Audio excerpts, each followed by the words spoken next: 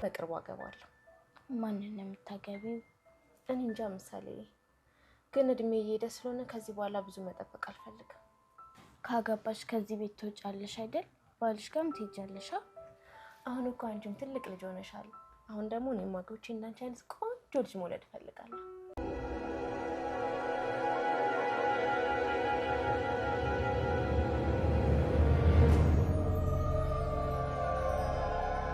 ጀግናው የምሳሌ አባት ያን ሁሉ ችግር ተቋቁሞ ያን ሁሉ መከራ ተፋልሞ ልጁን አሳክሞ ሁሉ ነገሩን በልጁ ከልጄ የሚበልጥብኝ ነገር የለም በማለት ሁሉ ነገሩን አጥቶ ልጁን አሳክሞ በሰላም ወደ እናት ሀገሩ ተመልሷል።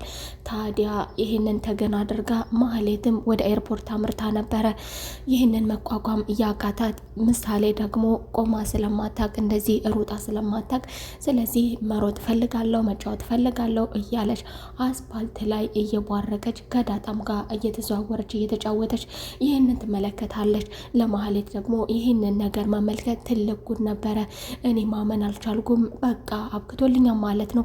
ስለዚህ አሁን የቀረኝን አንድ ነገር ማድረግ አለብኝ ስትልም ለሾፌሩ በመኪና እንዲገጫት ታደርጋለች። መሀል አስፓልት ላይ እየተጫወተች ስለነበረ በመኪና እንዲገጫት ታደርጋለች። ቤተሰቡም ቅድስትም ብሩክም ዳጣም ወይኔ ምሳሌ እያሉ ወደ ቦታው እየበረሩ ሲሄዱ ምሳሌ ግን ደህና ነበረች። ምሳሌ ምንም አልሆነችም።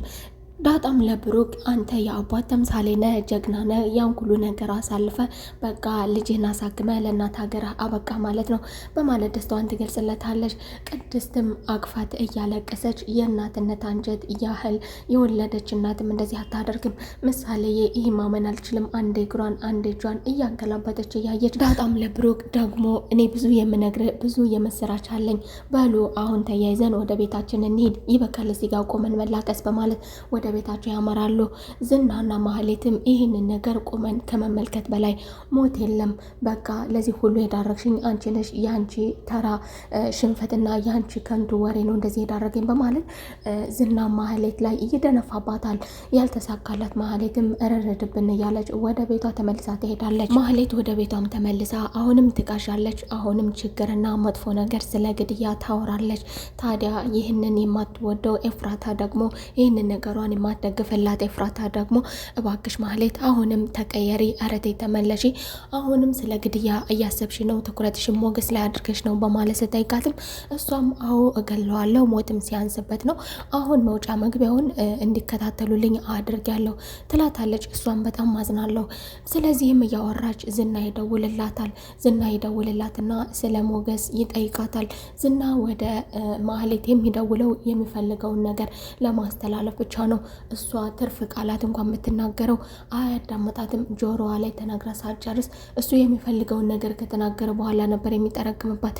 ታዲያ እያናገረችው ዝናዬ የመወደ ናፍቀኝ እያለችው ስትቀባጥርም ሰዎቹ ያዘሻቸው ሰዎች ምን ላይ እንደሆኑ ይሄንን ብቻ ተናገሪ በማለት እሷም ሰዎቹ እየተከታተሉት ነው፣ ሞገስም ይሁን ብሩክ እስካሁን አልወጣም፣ ቤት ውስጥ ናቸው፣ የተንቀሳቀሰ የለም ብለዋል፣ እሱም እየተጠባበቃቸው ነው ብላ ትርፍ ቃል ልትናገር ስትል የሚፈልገው ነገር አስተላልፎ ጆሮዋ ላይ ተርኩሞባታል። ማህሌትም ይህንን አናግራ ገና ሳትዘጋ ኤፍራታ ደግሞ ይህንን ነገር ካላደረግሽ ሞተሻል ማለት ነው ትላታለች፣ ትፈታተናታለች።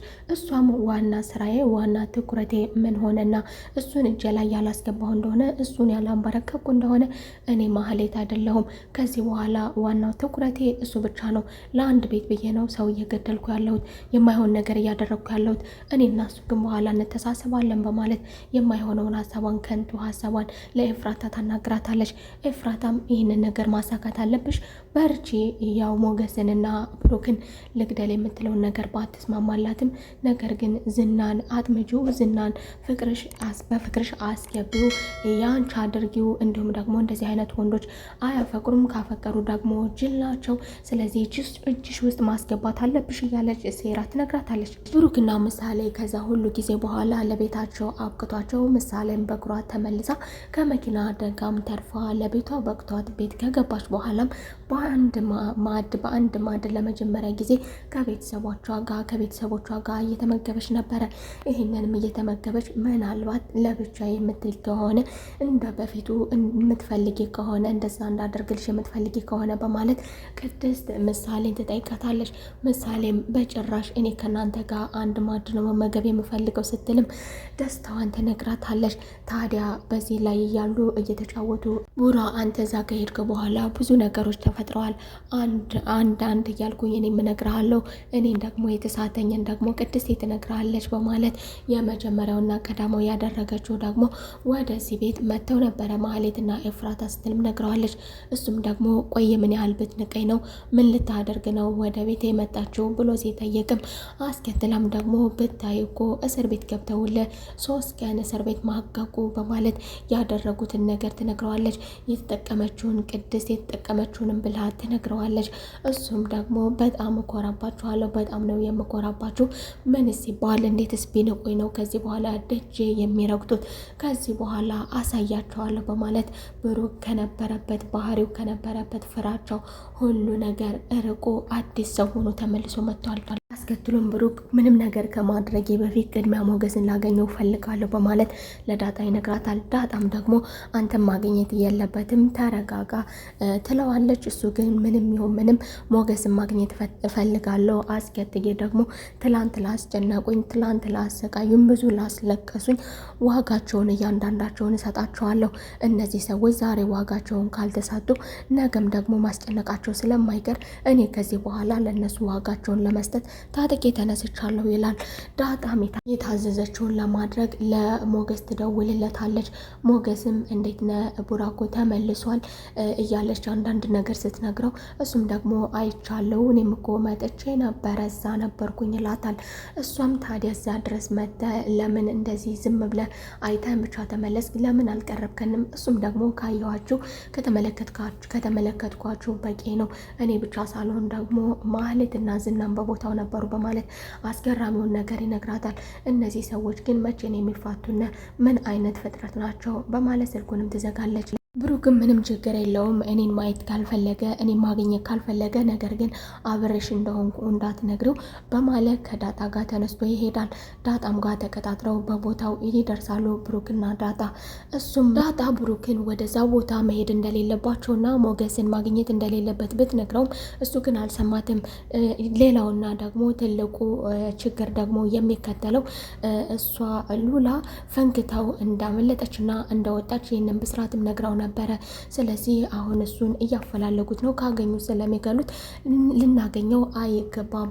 እኔን ደግሞ ከጧት እስከ ማታ ይከታተሉኛል። ምክንያቱም እኔን ተከትለው እሷን ሉላ ማግኘት ስለሚፈልጉ ሉላና ሞገስ ማግኘት ስለሚፈልጉ አይሆንም ብለው ነበረ። እሱ ግን ችግር የለውም ተደብቀን እንሄዳለን፣ ማንን መፍራት የለብንም በማለት በድፍረት ተነሳስቶ ነበር የሄደው። ሞገስ ሉላን ዳጣ ማግኘት ይኖርብኛል፣ ዳጣ ማግኘት አለብኝ፣ ስለዚህ ወደ እሷ መሄድ አለብኝ ይላታል። እሷም ደግሞ ደስ አላለኝም ሞገስ ዛሬ እንድትሄድ አልፈለኩም ትለዋለች። እሱም ደግሞ ምን ሆነሻል ሉላ? ከዚህ በፊት ጀግና ነው መሆን ያለብህ፣ ጠንካራ ነህ ስትይኝና ስታጠናክርኝ አልነበረ እንዴ? ደግሞ ዛሬ ለምን ወደኋላ ከዚህ በኋላ እንድታበረታችኝ እንጂ የምፈልገው ወደኋላ እንድትጎትችኝ አልፈልግም። እሷ ግን ከዚህ በፊትም ይሁን ወደ ኤርፖርትም ሲሄድ እሷ ነበረች አበረታታችሁ በልተነስ። ነገር ግን እነሱ ለብሩክና ለልጁ ደህንነት ሲባል እንዳያዩ አንተ ሳያዩ ነበር ተደብቀ መሄድ አለብህ ያለችው። ነገር ግን የእሷ ምክር ደግሞ ለሱም ጠቅሞታል። ምክንያቱም አሁን ላይ የፈለጉትና እያሳደዱት ያሉት መግደል የሚፈልጉት ከብሩክ ላይ ሞገስን ስለሆነ ትኩረታቸው ሞገስ ላይ ስለሆነ የሉላ ምክር ለብሩክ ለጓደኛው ደህንነት ቢሆንም እሱን ግን ጠቅሞታል። ኤፍራታና ማህሌትም ዝና ጋር ተቀጣጥረው ያላቸው ቦታ ላይ ሄደዋል። በቦታውም እንደደረሰች ዝናን ደርሰናል እዛው አካባቢ ነን ያለነው እያለች ቦታና አቅጣጫውን ታናግረዋለች በስልክ። ይህንን ስትነጋገር አነጋገሯ ሁሉ የፈራችው ኤፍራታ ደግሞ ቦታው ላይ ካደረሰቻት በኋላ እኔ መሄድ አለብኝ ትላለች። አንቺ ግን ምን ጉነሽ ይህንን ያህል እንዴ የምትፈሪው?